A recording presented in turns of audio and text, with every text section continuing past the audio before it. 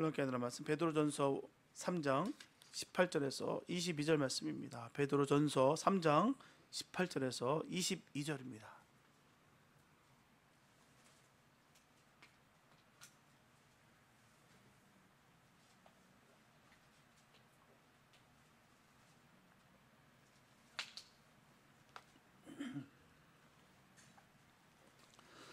베드로전서 3장 18절에서 22절 말씀입니다. 주님의 귀한 말씀 우리 한 목소리로 함께 합독하시겠습니다. 시작. 그리스도께서도 한 번 죄를 위하여 죽으사 의인으로서 불의한 자를 대신하셨으니 이는 우리를 하나님 앞으로 인도하려 하심이라. 육체로는 죽임을 당하시고 영으로는 살리심을 받으셨으니 저가 또한 영으로 옥에 있는 영들에게 전파하시니라. 그들은 전에 노아의 날 방주 예비할 동안 하나님이 오래 참고 기다리실 때에 순종치 아니하던 자들이라. 방주에서 물로 말미암아 구원을 얻은 자가 몇 명뿐이니 겨우 8명이라. 물은 예수 그리스도의 부활하심으로 말미암아 이제 너희를 구원하는 편이 곧 세례라. 육체의 더러운 것을 제하여 버림이 아니요 오직 선한 양심이 하나님을 향하여 찾아가는 것이라. 저는 하늘로서 하나님의 우편에 계시니 천사들과 권세들과 능력들이 저에게 순복하느니라. 아멘. 성경에는 신학적으로 어려운 난제들이 있습니다. 창조와 섭리, 부활과 생명, 또 심판과 천국, 천사와 사단, 또 육체와 영혼들은 다 이해하기 너무나 어려운 신학적인 난제들입니다. 이런 난제들 가운데서도 오늘은 육체와 영혼에 관한 문제를 우리가 생각해 보고자 합니다. 이 문제에 관해 우리는 구약에서 한 곳 그리고 신약에서 한 곳 해석하기 어려운 그 성경을 우리가 찾아보려고 합니다. 구약에서 한 곳이라는 것은 사무엘상 28장에 기록된 말씀을 가리키고 있어요. 사울왕이 타락하여서 하나님을 떠났을 때 블레셋 사람들의 침략을 받게 됩니다. 사울은 블레셋 사람들의 군대를 보고서 두려워 떨었어요. 하나님은 꿈으로도 또 우림으로도 선지자로도 전혀 대답하지 않으셨어요. 이게 무서운 거예요. 하나님께 응답받지 못하는 삶만큼 무서운 것이 없습니다. 주님으로 인해서 평안함을 누리지 못하는 것만큼 참 안타까운 것도 없다는 것이죠. 내가 예수를 믿는다고 하면서도 불구하고 하나님의 자녀라고 하는데도 불구하고 이 평안함이 없고 주님께서 주시는 귀한 음성이 없다고 한다면 참 비극적인 비극이죠. 그렇게 됨으로 인해서 다급해지는 거예요. 초조해지는 것입니다. 두려워지는 거예요.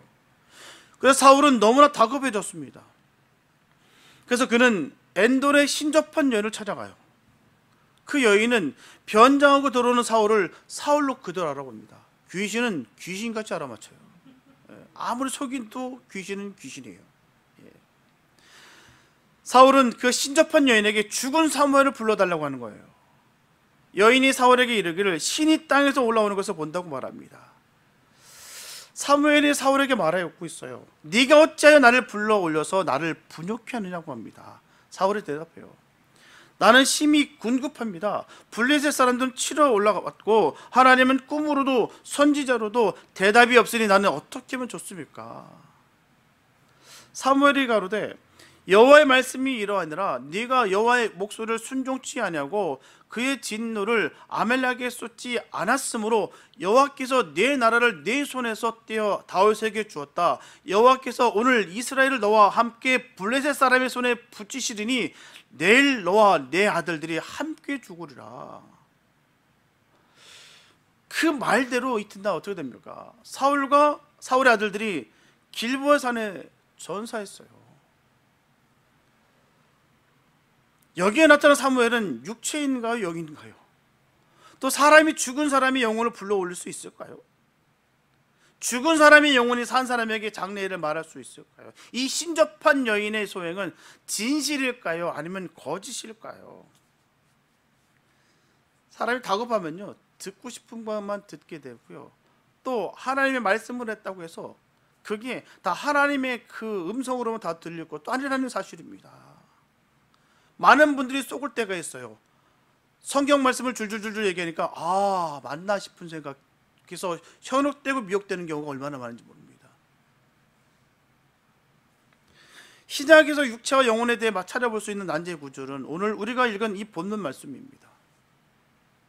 베드로전서 3장 18절에서 20절에 그 기록된 말씀은 그리스도께서 육체로는 죽임을 당하시고 영으로는 살리심을 받으셨으니 저가 또한 영으로 옥에 있는 영들에게 전파하시리라는 이 말씀이에요.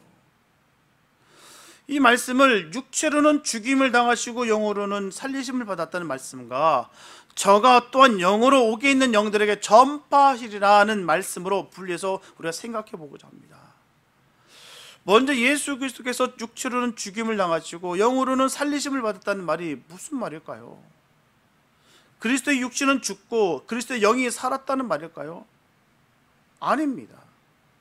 이 말은 그리스도의 몸은 죽고 그리스도의 혼이 살았다는 말도 아니고요, 그리스도의 인성이 죽고 그리스도의 신성이 살았다는 말도 아닙니다. 이 말씀은 그리스도께서 육신의 생명으로 죽으시고 부활의 생명으로 살아나셨다는 말이에요. 예수님의 죽으심으로 말미암아 어떤 일이 벌어졌는가를 우리가 고심해야 되는 것입니다. 예수님의 죽으심은 육체만의 고통이 아닙니다. 그의 영혼도 심히 고통하셨어요. 예수님께서 십자가를 앞에 놓고 내 마음이 심히 고민하여 죽게 되었다라고 말씀하셨습니다. 예수님의 부활은 영혼만의 부활이 아니었다는 거예요. 그의 육체도 다시 살아나셨다는 것입니다. 예수님은 이 땅에 육신을 입으셨다는 거예요. 초기 기독교 사상 중에서 그런 것이 있었습니다. 예수님께서 육신을 입고 오신 게 아니라 영으로 오신 거야. 그래서 죽으신 게 육신은 타락된 거기 때문에 그냥 영으로 오시는 거예요. 그렇게 되면 우리는 구원과 아무런 상관없게 되는 거예요. 분명히 영혼만의 부활이 아니라 육체도 다시 살아나셨다는 것입니다. 그러므로 우리는 예수의 죽음과 부활을 보아서 사람의 육체와 영혼이 죽고 사는 것을 배우게 됩니다. 즉 사람이 죽는다고 하는 것은 육체와 영혼이 분리되는 것을 가리켜 죽는다고 합니다. 육체가 아무리 참혹한 죽음을 죽는다 할지라도 영혼은 죽지 않습니다. 그래서 죽는 것은 육이요 영은 죽지 않습니다. 그 대신 육체가 죽을 때 영은 온전한 사람이 되지 못해요. 예수의 육체가 죽임을 당했을 때 예수는 온전한 사람이 될 수 없습니다. 육체를 떠난 예수님의 영은 활동할 수가 없어요. 예수의 육체가 다시 살아났을 때 예수는 온전한 사람이 되었습니다. 더욱이 사람의 영은 육체를 떠나서는 아무것도 할 수가 없죠. 사람의 영이 육체를 떠나서 이리저리 돌아다닌다고 한다면 사람은 정신 차릴 수가 없을 거예요. 사람의 죽은 영혼이 이리저리 떠돌아다닌다고 가르치는 교회가 있고요, 그런 목사도 있습니다. 사람이 죽으면 귀신이 된다는 거예요. 잘못된 귀신론이죠. 하나님은 영혼을 그렇게 혼잡하게 창조하시지 않으셨다는 거예요. 예수 그리스도의 죽으심은 그의 영이 육체를 떠남이었습니다. 예수 그리스도의 부활은 그 육체가 부활의 새 생명으로 다시 살아났다는 말입니다. 이 부활의 새 생명은 예수님만 가지신 생명이에요. 예수님은 신이십니다. 하나님 되십니다. 신이시기 때문에 다시 살아날 수가 있어요. 반면에 모든 사람은 죽음에서 스스로 살아날 수가 없습니다. 하지만 예수님은 스스로 살아나셨어요. 또 예수님은 죽은 사람을 살릴 수 있으십니다. 그래서 모든 사람은 예수님으로부터 부활케 하는 새 생명을 받음으로 다시 살아날 수가 있었다는 거예요. 죽었던 우리가 예수를 믿음으로 말미암아 새 생명을 받았다는 것입니다. 그가 죽으시고 부활하셨기 때문에 우리가 영생을 얻을 수 있었던 거예요. 여러분들 그렇게 믿으십니까? 주님이 부활하셨기에 우리도 부활하는 거예요. 부활하기 전에 모든 죽은 사람의 영혼은 불완전한 상태로 남아 있습니다. 죽은 사람의 영혼이 산 사람 속에 들어간다는 말은 터무니없는 말이에요. 죽은 사무엘의 영혼이 다시 나타나 말한다는 것은 있을 수 없는 일이라는 것입니다. 그 땅에서 올라왔다는 것이 말이 됩니까? 사무엘의 영혼은 그가 죽었을 때 육체와 영혼이 분리됐어요. 그가 부활하여 그의 영혼이 육체가 결합하기 전에는 말을 할 수가 없어요.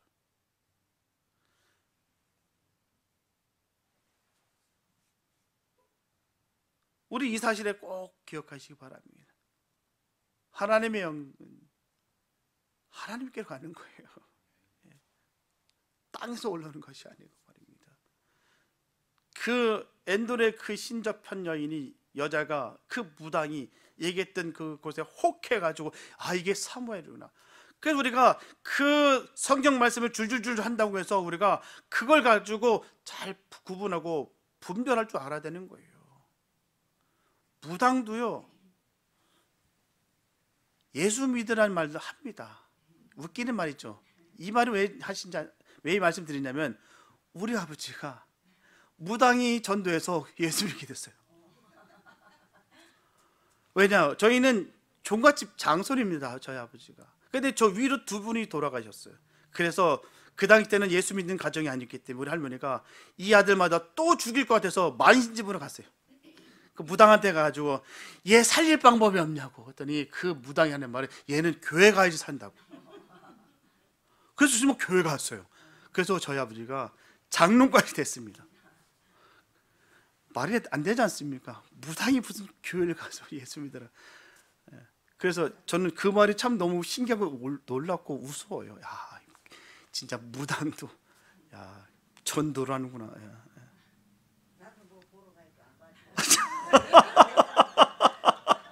할렐루야, 할렐루야. 예. 그런 영권이 우리에게 있어야 될 줄 믿습니다. 무당이 점을 못 치는 역사가 우리들의 능력 가운데 임하기를 원합니다. 예. 그래요. 그래서 우리가 그 말에 잘 우리는 구별할 줄 알아야 되는 거예요. 예. 성경 말씀을 줄줄줄 깼다고 해서 그게 하나님 말이 아닐 수 있다는 거예요. 다음으로 저가 또한 영으로 오게 있는 영들에게 전파라는 말씀을 우리가 생각해 볼까 합니다. 이 말씀에서 우리는 세 가지 질문을 받게 돼요. 첫째, 오게 있는 영들이 누굴까? 둘째, 그리스도가 언제 오게 있는 영들에게 전파했는가? 셋째, 그리스도가 오게 있는 영들에게 무엇을 전파했을까? 이런 질문들에 대해 다음과 같이 말하는 사람들이 있습니다. 예수 그리스도께서 십자가에서 죽으시고 부활하시기 전 무덤에 계신 3일 동안 그의 영이 지옥으로 내려가서 노아 시대 사람들로서 이미 죽은 사람들의 영들에게 전파했다고 해요. 이렇게 말하는 사람들 중에는 다시 세 가지 의견들로 갈라집니다. 첫째, 그리스도의 영이 지옥에 있는 영들을 구원하기 위해 복음을 전파했다. 둘째, 그리스도의 영이 불순종한 영들에게 저주를 선언했다. 셋째, 그리스도의 영이 구원 얻은 영들에게 그리스도의 부활과 승리에 관한 기쁜 소식을 전했다. 이렇게 말하는 신학자들은 가톨릭 교회 신학자들과 루터 교회 신학자들입니다. 가톨릭 교회 신학자들은 사람이 죽을 때 교황이나 성인들 같이 완전히 성화된 영들은 바로 천국에 들어가고, 그 외 대부분의 미흡한 영들은 천국도 지옥도 아닌 연옥에 머무른다라고 전합니다.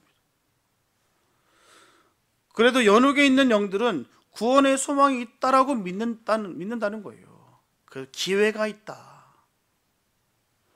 그래서 지상에 남아있는 자손들이 연옥에 있는 조상들의 영을 위해서 기도를 드리고 속죄금을 내면 그 공로로 인해서 구원받을 수 있다라고 주장합니다. 십자가에 죽으신 예수님은 그 육체가 무덤에 있는 3일 동안 영으로 연옥에 있는 영들을 구원하기 위해서 친히 연옥으로 내려가서 복음을 전파했다라고 주장합니다. 이런 주장을 뒷받침해 주는 성경으로 베드로전서 4장 6절에 이를 위하여 죽은 자들에게도 복음이 전파되었으니 이는 육체로는 사람처럼 심판을 받으나 영으로는 하나님처럼 살게 하려 함이니라는 말씀을 증거로 삼는다는 거예요. 또 어떤 신학자들은 이때 예수님의 영이 음부로 내려가 구약시대의 성도들에게 구원을 선포했다라고 또 주장합니다. 그들은 요한복음 3장 13절에 예수님께서 하늘에서 내려온 자 곧 인자 외에는 하늘에 올라간 자가 없느니라는 말씀을 인용한다는 것이죠. 그들은 말하기를 예수 그리스도께서 구원을 선포하기 전에는 아무도 천국에 들어가지 못하고 음부에 대기하고 있어야 된다고 말하는 거예요. 예수 그리스도께서 먼저 부활 승천하시고 그리고 난 후에 그리스도로 말미암아 구원의 선언을 받은 성도들이 천년 왕국에 들어간다라고 주장합니다. 그렇다면 예수님이 지옥에 내려갈 필요가 있을까요? 내려갈 필요가 없습니다. 사람은 목숨이 떠나는 순간에 그 사람의 운명은 결정되는 거예요.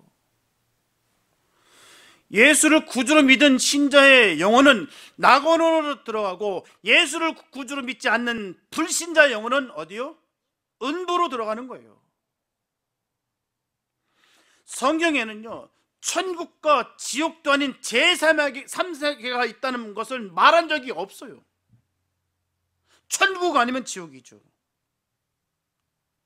중간지대가 있다라고 어느 곳에도 없습니다.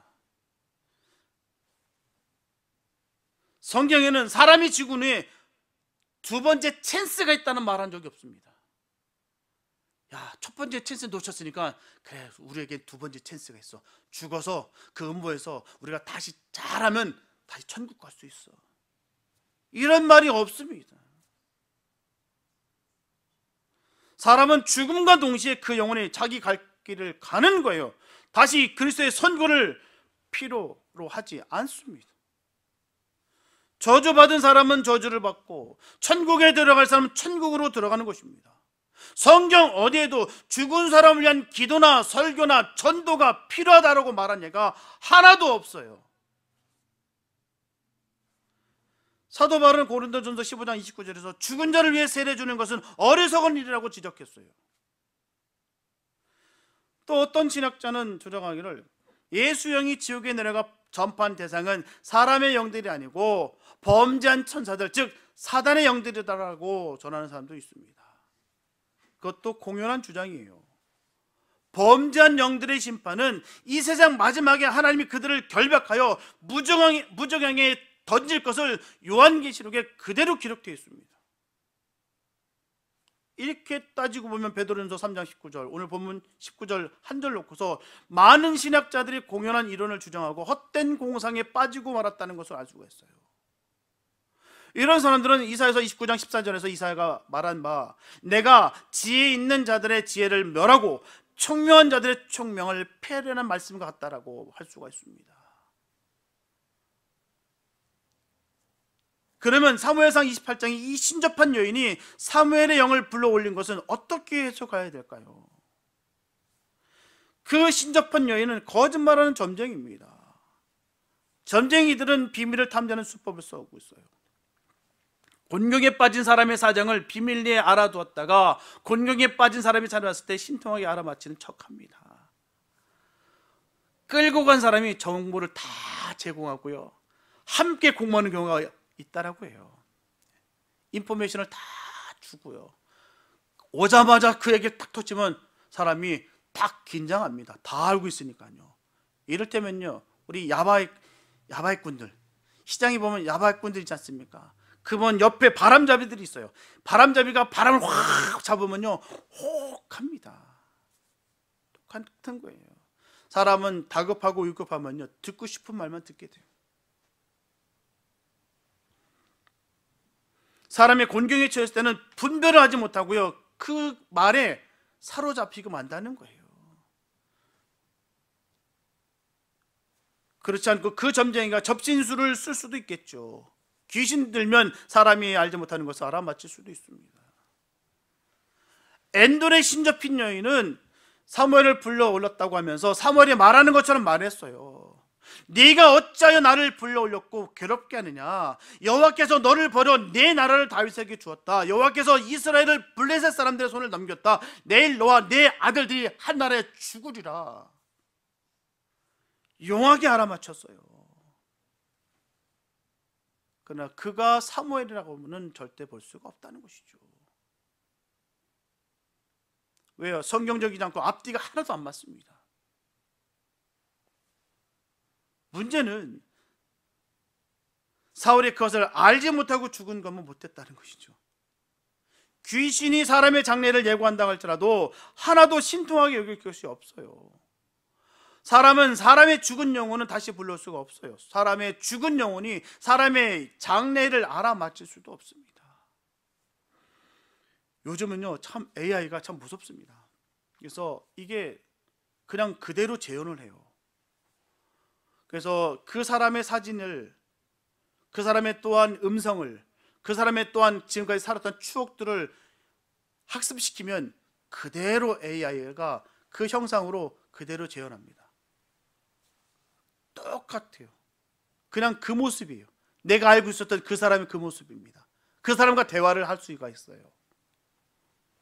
정말 마치 살아있는 듯 합니다. 그래서 그건 진짜가 아니에요. 영혼이 없습니다. 그냥 프로그램된, 그냥 그 재현되는 거고, 그냥 현상이고 나타나는 것 뿐이에요. 똑같이 내가 아는 그 음성으로 얘기하고 똑같은 생각을 가지고 그 사람이 나에게 그 추억을 공유한다 할지라도 그 사람은 사람이 아닙니다. 그냥 AI일 뿐이에요. 형성된 것 뿐입니다. 그럼 본문 18절과 19절의 말씀의 올바른 해석은 어떻게 되는 걸까요? 어거스틴을 비롯한 이 개혁주의 신학자들은 이렇게 해석합니다. 개혁주의 신학자들은 본문 19절 이 한 절에 기록된 단어나 또 문구에 얽매이지 않는다는 거예요. 그들은 예수님의 영이 지옥에 내려갔느냐 가지 않느냐는 따지지 않습니다. 18절부터 시작된 저자인 베드로가 말하고자 하는 그 중심 사상에 그 무게를 크게 둔다는 거예요. 베드로가 말하고자 하는 것은 뭘까요? 그리스도의 죽음과 부활의 전파입니다. 그리스도의 죽음은 단번에 죽으심이에요. 두 번 죽을 필요가 없는 죽음이었어요. 단 한 번 죽으심으로 말미암아 억만 인간의 죄를 다 해결하셨다는 것입니다. 그리스도의 죽음은 의인으로서 불의한 자를 위해 대신 죽으신 죽음이었다는 거예요. 불의한 자는 죽음으로써 죽음을 해결하지 못합니다. 죄 없으신 의인, 바로 예수의 죽음이라야 불의한 자의 죽음을 해결할 수가 있다는 거예요. 예수 그리스도께서 이와 같은 죽음을 죽으신 이유는 바로 죄인들을 하나님 앞으로 인도하기 위함이었다는 거예요. 죄인들을 하나님 앞으로 인도하기 위해서 예수님은 다시 살아나셨습니다. 예수님의 죽으심은 육신의 생명으로 죽으심이요, 예수님의 부활은 영원히 죽지 않은 부활의 생명으로 살으심이라는 것입니다. 예수님은 또 복음의 전파주셨어요. 마리아의 몸을 통해 이 세상에 오셨을 때도 복음의 전파자이셨고요, 십자가에 죽으시고 이 세상을 떠나가신 후에도 복음의 전파자이시고요, 이 세상에 오시기 전 노아 시대에도 복음의 전파자이셨다는 거예요. 전파하는 방편은 물과 성령으로 전파하셨습니다. 노아 시대에도 예수님 당시에도 오늘도 지금도 복음을 전파하는 방편은 물과 성령으로 하십니다. 예수님께서 니고데모에게 하신 말씀은 사람이 물과 성령으로 나지 아니하면 하나님의 나라에 들어갈 수가 없느니라고 하신 이 요한복음 3장 5절 말씀을 베드로는 분명히 기억하고 있었어요. 여기서 물은 물세례를 가리킵니다. 물세례는 예수님이 제정하셨어요. 물세례는 죄인을 구원하는 표입니다. 물세례는 단순히 육체의 더러운 것을 씻는 의식만을 가리키는 것이 아니에요. 선한 양심이 하나님을 찾아가는 것이 물세례입니다. 이러한 신학사상을 가진 개혁주의 신학자들은 본문 19절 이렇게 해석하고 있습니다. 저가 바로 그리스도께서 또한 영으로, 성령으로 옥의 영들에게, 지금 옥의 영들에게 있는 영들에게 전파하셨다. 그때 노아 당시에 노아의 입을 통해 전파하셨다. 그들은 바로 지금 지옥에 있는 영들, 전에 노아의 날 방주 예배할 동안 하나님이 오랫동안 참고 기다리실 때 불순종하던 자들이다. 예수님의 영이 노아 시대의 영들에게 전파할 수 있을까요? 있습니다. 예수님의 영은 성령이에요. 성령은 언제부터 계셨을까요? 태초부터 하나님과 함께 계셨습니다. 우리는 이 삼위일체 하나님을 믿는 거예요.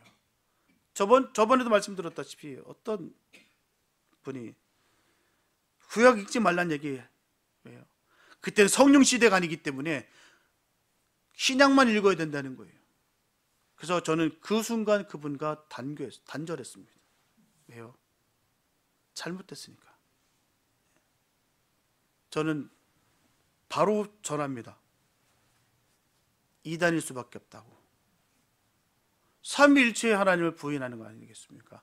성령은요, 태초부터 함께 계셨습니다. 성부, 성자, 성령 하나님께서 함께 하셨다는 것이죠.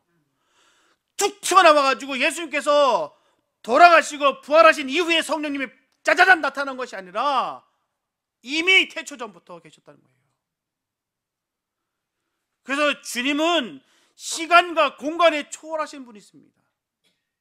우리가 시와 공간에 갇혀 있는 것이고요, 우리의 시간일 뿐이지 하나님은 시간을 초월하시는 거예요. 카이로스, 하나님의 시간입니다. 노아의 날 방주 예비할 때도 계셨어요. 사람의 영은 육체가 없이는 활동할 수가 없습니다. 그리스도의 영은 육체가 없이도 활동할 수가 있어요. 예수님의 영은 사람의 입을 통해 말씀하시고 사람의 발을 통해 말씀하십니다. 그때 노아의 입에서 나온 말은 예수의 영, 곧 성령의 말이었다는 거예요. 지금에서만 성령이 있던 것이 아니라 그때에도 성령이 계셨습니다. 노아가 전한 말은 성령의 말이었다는 거예요. 예수님의 영이 그 입술을 통해서 터져서 나왔다는 것입니다.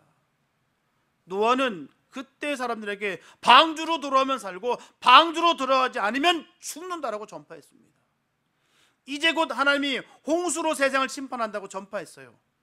노아의 입에서 나온 말을 성령의 말로 믿고 순종한 노아의 8 식구는 구원을 얻었고요, 노아의 말을 성령의 말로 듣지 않고 불순종했던 사람들, 믿지 않던 사람들은 영혼은 다 지옥으로 내려갔습니다. 구원의 방편은 물과 성령이라고 했어요. 노아 당시에 세례가 있었나요? 있었죠. 홍수는 곧 물이요, 홍수의 물은 곧 세례를 의미합니다. 사람들이 노아의 홍수를 불순종하는 사람들을 위한 심판의 물로 생각했어요. 그건 사실입니다. 그리고 또 그 물은 구원 얻은 노아 가족들에겐 죄를 씻고 선한 양심이 하나님을 향해 찾아가게 하는 바로 세례의 물이었습니다. 이 똑같은 예가 성경에 또 있습니다. 이스라엘 백성이 홍해로 건널 때 홍해 물은 멸망당하는 바로 애굽 사람들에게는 바로 심판의 물이었어요. 구원은 이스라엘 백성들에게는 죄를 씻고 선한 양심이 하나님을 찾아가는 세례였습니다. 고린도전서 10장 1절에서 4절 말씀 보게 되면, 형제들아 너희가 알지 못하기를 내가 원치 아니하노니 우리 조상들이 다 구름 아래 있고 바다 가운데로 지나며 모세에게 속하여 다 구름과 바다에서 세례를 받고 다 같은 신령한 식물을 먹으며 다 같은 신령한 음료를 마셨으니 이는 저희를 따르는 신령한 반석으로부터 마셨음에 그 반석은 곧 그렇듯이라. 예수 그리스도의 어제와 오늘을 묵상해 보시기 바랍니다. 예수 그리스도의 어제, 바로 과거는 죄인을 대신하여 죽으시고 죄인을 하나님 앞으로 인도하시기 위해서 부활하시고 죄인들의 있을 곳을 예비하기 위해서 승천하셔서 하나님 우편에 앉으셨어요. 그렇다면 예수 그리스도의 오늘은 어떨까요? 전파하십니다. 지옥에 있는 영들에게 전파하시는가요?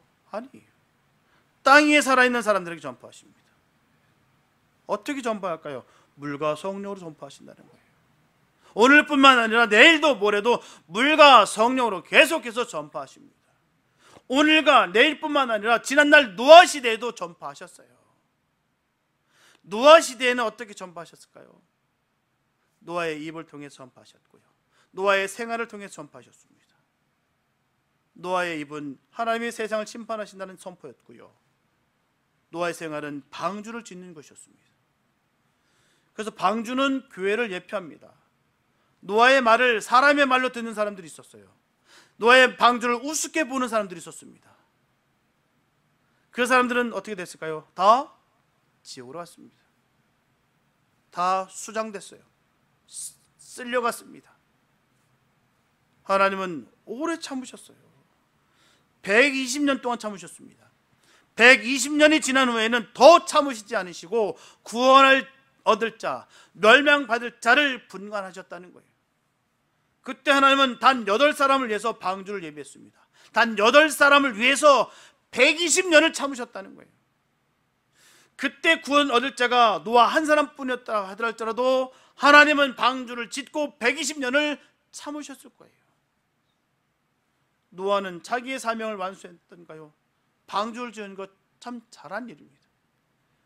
방주에 들어오라고 전파한 것 참 잘한 일이에요. 그런데 어찌하여 자기 가족 8사람밖에 구원받지 못했을까요? 그 많던 사람들 말이에요. 참, 그 주변에 단 한 사람이라도 말이에요 들어갔으면 얼마나 좋았을까요? 모르게 저 사람 참 미친 짓 하는 것 같은데 그래도 저 사람을 봐서라도 내가 한번 타봐야겠다. 그런 사람이라도 있었으면 얼마나 좋았을까요? 노아의 생활에 문제가 있지는 않았을까? 방주 짓는 열심에 비해서 전파하는 일에 좀 문제가 있지 않았을까? 한번 생각해 봅니다. 예수님은 오늘도 물과 성령으로 전파하세요. 하나님의 종들의 입을 통해 성령으로 말씀하십니다. 하나님의 종들의 손을 통해 세례를 베풉니다. 하나님의 종들의 믿음을 통해 방주를 준비하십니다. 구원 얻을 사람들을 위해 오래 참고 기도하신다는 것을 꼭 명심하시기 바랍니다. 우리가 할 일은 거기 있는 거예요. 한 영혼이라도 주님께 인도하는 것이 우리의 할 일이라는 것입니다. 두 번의 찬스가 없어요. 죽어서 다시 한번 그때 구원받으면 되겠지. 아니요, 그럴 일이 없습니다. 죽으면 끝인 거예요. 지옥 아니면 천국입니다. 멸망 아니면 영생인 거예요. 두 번의 기회는 없어요. 우리 살아있을 때, 우리 숨 쉬고 있을 때, 내 코끝에 호흡이 떨어지지 않을 때까지, 그때까지가 기회입니다. 우리에게 그거 주시는 거예요.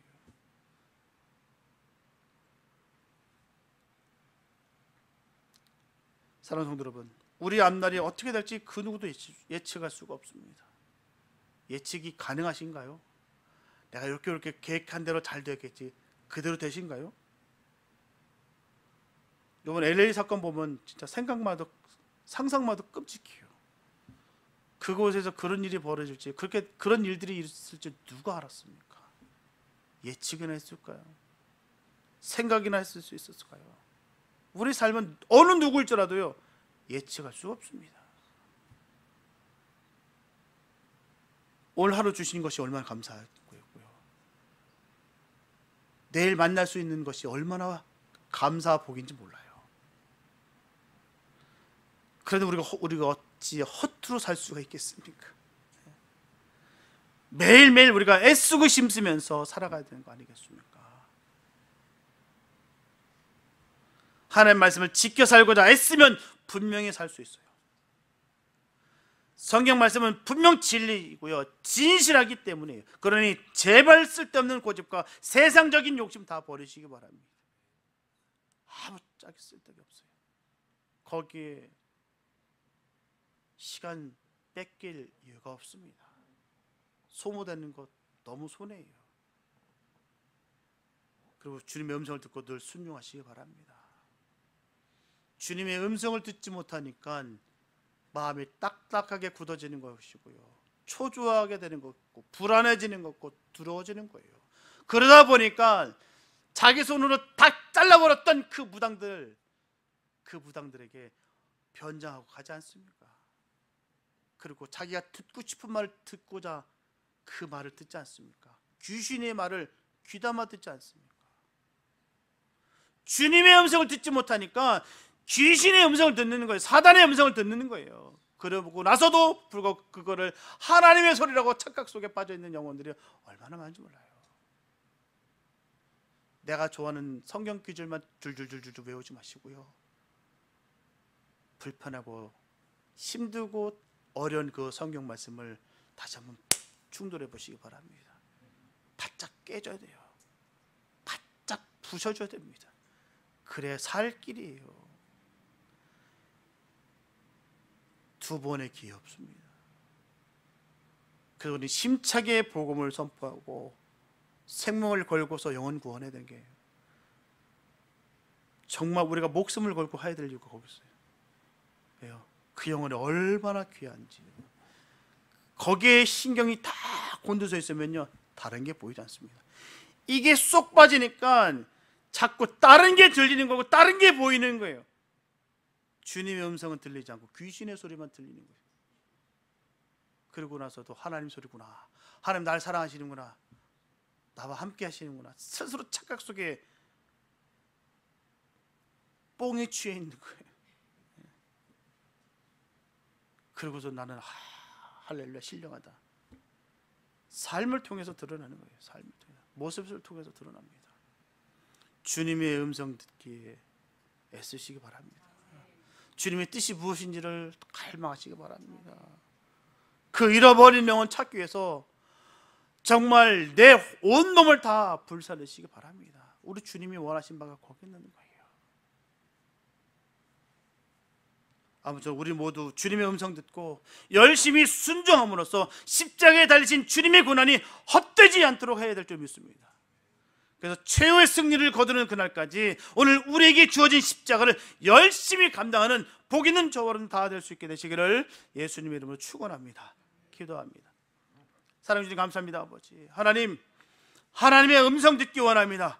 주님의 뜻을 헤아리고 그 뜻 가운데 거하기 원합니다. 내 기분과 감정에 쌓여서 하나님의 말씀을 왜곡하고 주의 뜻을 거스르는 어리석음이 없게 하여 주시옵소서. 하나님, 우리를 위해서 어떻게 희생하셨는데요, 우리를 위해서 어떻게 피 흘리셨는데요, 우리가 어찌 이것을 잊을 수 있겠습니까? 지금도 참고 견뎌 주시고 인내하신 그 주님이 우리와 함께 하시는데요, 우리가 어찌 헛되이 살 수 있겠습니까? 하나님, 하나님 안에 거하며 승리의 삶을 살아갈 수 있는 우리가 되게 하여 주시옵소서. 우리에게 영권을 부어주셔서 하나님 그 사단의 미혹에 흔들리지 않게 해 주시옵소서. 하나님 그 말씀을 하나하나 새겨 말씀대로 하나하나 이루어갈 수 있는 우리 모두가 되기 원합니다. 하나님 도와주시옵소서. 우리를 지켜주시옵소서. 하나님 영광 가운데 거하게 하여 주시옵소서. 주님께서 우리를 지켜주시고 돌보시며 함께 하실 것을 간절히 소망하며 우리를 원하신 예수님의 이름으로 됐습니다.